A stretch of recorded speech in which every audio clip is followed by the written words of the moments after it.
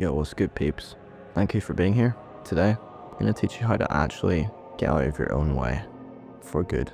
If you clicked on this video, obviously you're feeling that contrast. Maybe not on a constant basis, but you know, you get it every now and then, like, damn, why am I not where I want to be? And to understand that, to answer that question, we're going to have to take a little look at what our limiting beliefs are. I'll give an example. I had really bad limiting beliefs around money. How does this happen? You're raised, and whatever you see your parents struggle with, whatever you see them flourish with, you know, everything, you're getting that from them. So all the programming is coming from your external reality, whether that be, you know, whatever caretakers that may be, whatever initial environment you're in those first 6 years of your life. You know, we pick all these types of things up from everyday scenarios that we view as normal, like parents divorcing, you know, one of your parents losing their job when you were a kid. Just unstable environments from your past will replicate in the future if you do not undo these limiting beliefs. So,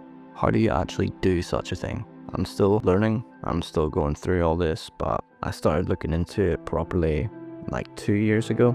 Got a couple books. This shit goes back. So the first book I got was Self-Mastery Through Conscious Autosuggestion by Emile Coue. Now, Emile Coue was an author back in like the 1850s to 1930s. So this shit goes way back. And to put it simply, it's self-hypnosis. You know, think about it. Your parents, they planted all these seeds in your head when you were a kid. They suggested these things to you. And then from a suggestion comes a belief. And from a belief system runs your whole programming. Your whole reality runs on the belief system that you've got set up in your head.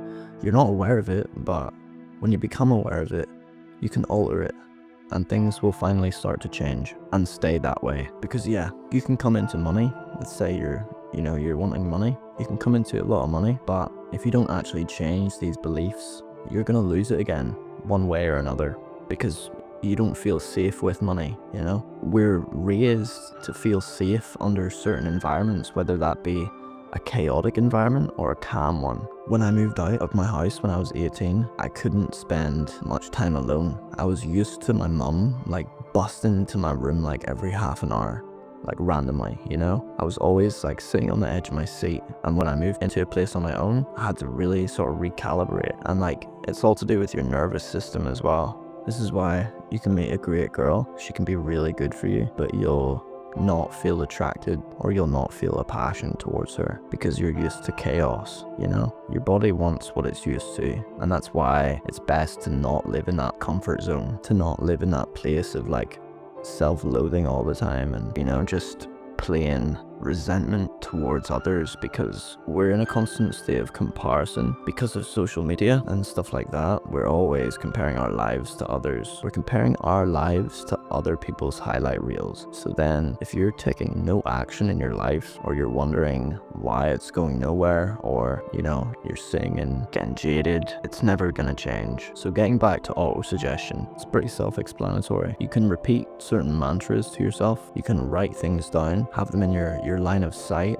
multiple times a day. You can set your wallpaper to say something like, you know, an affirmation. You can listen to audio subliminals. These are things that have been proven to work. And even if not, the placebo effect is proven to work. So, you know, do with that what you will. I'm gonna link you guys a few channels that have really helped me over the years, because this might all sound a bit meta and a bit hard to put your finger on. You know, it's not really based in material reality, but it's all mental. And like, you know, people say mind over matter. I think it's an equal balance, but if they're out of sync, there's a reason why. So you can figure out what these beliefs are by noticing when you get triggered, noticing what triggers you, and figuring out why that is, questioning it, just digging a couple layers deeper than you would usually look. You know, sometimes now I'll notice myself getting pissed off at something, and I'll be able to catch myself like a couple seconds after, and like, I realize now I'm actually kind of maybe being hypocritical or something like that, you know? And I can kind of come to terms with things in real time. Another thing I do now is like looking in the mirror and telling yourself things, looking yourself in the eye and like, you know, having confidence and being like, yo, you're the fucking man. Sounds weird, but it works. There's like brand new studies that have came out that self-suggestion is like, you know, it fully works and it fully reshapes your brain. So if you actually take the time, put in a little bit of faith, listen to Autosuggestions, and maybe read these books. I'll have them on screen now. I've probably had them on screen at another point as well, but when you stick to it, you can change your brain and that program that's running. Think about the music you listen to as well. I noticed that my most depressed time in life, I was listening to, you know, underground emo rap, but I was listening to it unconsciously. So all the messages were getting embedded into my brain and I didn't even realize it, and it rubs off on you. I'm not demonizing rap or anything of the sort. I make music myself, but you gotta be intentionally doing things. Universe doesn't really care about what you want. It cares about what you do, and more importantly, the intention behind that. The intention could be viewed as the fourth dimension, you know, what will be. And if you focus your brain power on that intention, whatever that is, and put faith in it and work every day to rewire these programs, these cycles that you're constantly running through, hopefully not for long, but yeah, you can really change this. I used to definitely be the most negative person in my group. Now I'm the most positive, and like, honestly, it's probably annoying to the other two people. I used to be really shy and like, you know, but now I'm really outspoken. You know what I'm trying to say. You gotta start building self-trust in a way. So do the little things that you don't want to do. Dark Souls is actually a great example of something that taught me that. Dark Souls, if you've ever played it, grueling experience, but you end up falling in love with it, and the whole process behind it is just relentless, but you have to be relentless back. But as I was saying, if you do those little things, you know, you'll walk past the dishes and you'll think, oh, I should do the dishes, and you'll put it off as usual. Who wants to do the dishes, right? But see how much better you will feel, and you do feel when you do them. Those little things that you tell yourself to do, just pull through on them, and it just slowly builds up. Like, I don't know what stat it gives experience to, but it gives you experience in a certain stat. Over time, you just start doing these things that you don't want to do a little bit easier and easier. It's a form of self-care and self-love in a way, because when you're thinking these things, you know, what you should do, what you should be doing for the greater good, this is your higher self talking to you. It's kind of a different voice than your inner monologue. It's like a little, small, quiet voice. And no, I'm not talking about schizophrenia or anything like that. I'm talking actually quite figuratively.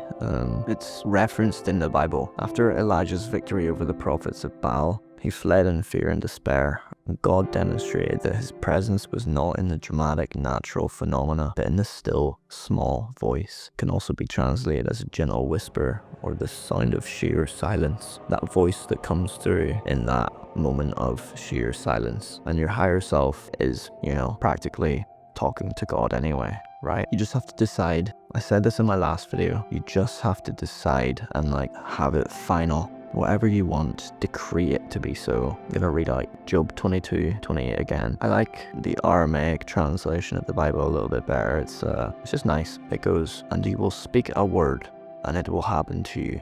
And upon your ways, the light will dawn. Whatever you want, decree it to be so, and do what you know you have to do, and the path forward will be lit up. You don't have to know how you're gonna get there. You just have to know where you're going, and that first step, the first 2 steps, the first however many steps you can. Most importantly, just take that first step. There's also a concept by Neville Goddard coined the bridge of incidents. It's a series of seemingly ordinary, unrelated, or even unexpected events that unfold naturally to bring your inner assumption into physical reality. Once you decree it and you know what you want and you take those steps, and you don't falter from that, the most bizarre things will begin to happen. Every relationship you could possibly need to get to your end goal, every little tiny thing that you could need to get to your goal, if you hold your faith and you know, you don't hope, you know, then things will change. To quickly recap, Autosuggestions, subliminal audios, affirmations. I'll link those YouTube channels that are quite good, and those couple books that I'd recommend. Honestly, if you devote a year to this too, you'll probably be back in this comment section thanking me. And I'm not even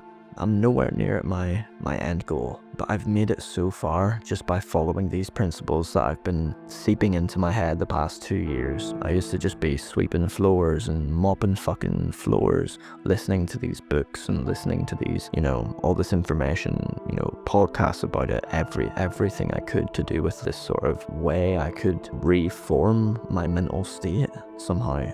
It really encapsulated me, and years later it still does. So again, I thank you guys so much for being here.